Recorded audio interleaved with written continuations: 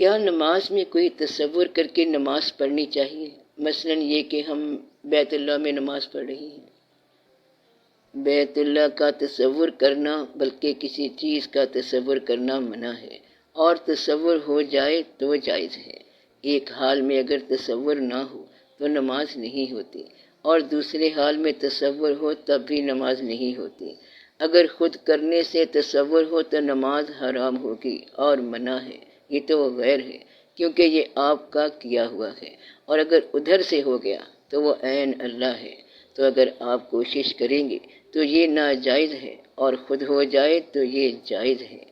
بٹھا کے دل میں اسے اس کی ہی نماز پڑھی، اسی کے گھر ہی کو کعبہ بنا کے دیکھ لیا۔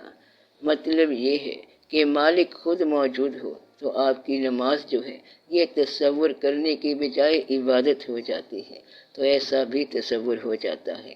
ایفرٹ اور کوشش کے ساتھ تصور ناجائز ہے، آپ یہ بالکل نہ کرنا، چاہے شیخ کا ہو یا چاہے کسی اور چیز کا ہو، اور جو تصور ہو جائے وہ ٹھیک ہے۔ فرض کریں اللہ کا تصور کوشش سے کیا ہے تو اللہ کوئی لفظ تو نہیں ہے، بلکہ یہ تو اللہ کی ذات کا ایک نام ہے اور اس کا تصور ہے۔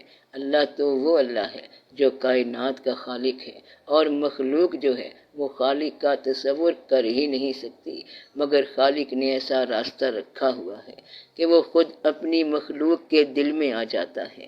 تو وہ اگر یہ کام کرتے تو جائز ہے، اور اگر آپ کریں تو یہ بالکل ناجائز ہے۔ اللہ ایسی ذات ہے کہ نہ اس کی مثل ہے نہ اس کی مثال ہے۔ زمیں پہ کعبہ میرا مکان، گو فلک پر رکھتا ہوں لامکاں، تیرے دل میں رہتا ہوں ہر زمان۔ جس ذات کا مکان ہے اس کا ایک لامکان بھی ہے، وہ تیرے دل میں نہاں بھی ہے اور عیاں بھی ہے، وہ یہاں بھی ہے اور وہ وہاں بھی ہے۔ اس لیے اس کو اسی کے مقام پہ رہنے دو۔ اس کا تصور آ گیا تو آپ اپنا فرض ادا کرتے جائیں۔ تصور کو خود بخود چلنے دیں، کیونکہ جو خود بخود ہوتا ہے وہ صحیح ہوتا ہے۔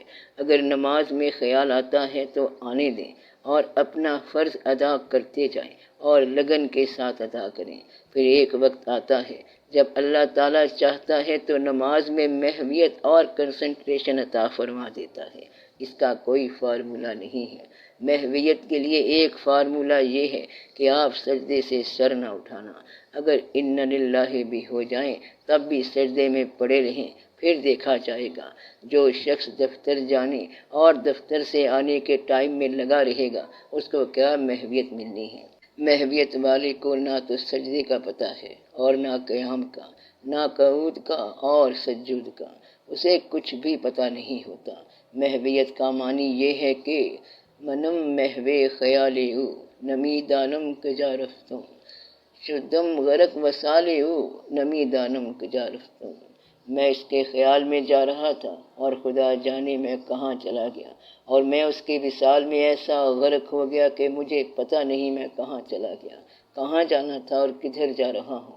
اس سے پوچھا آپ کا نام؟ کہتا ہے کہ مجھے میرا نام یاد نہیں۔ کہاں جانا ہے؟ کہتا ہے مجھے یہ بھی پتہ نہیں کہ کہاں جانا ہے۔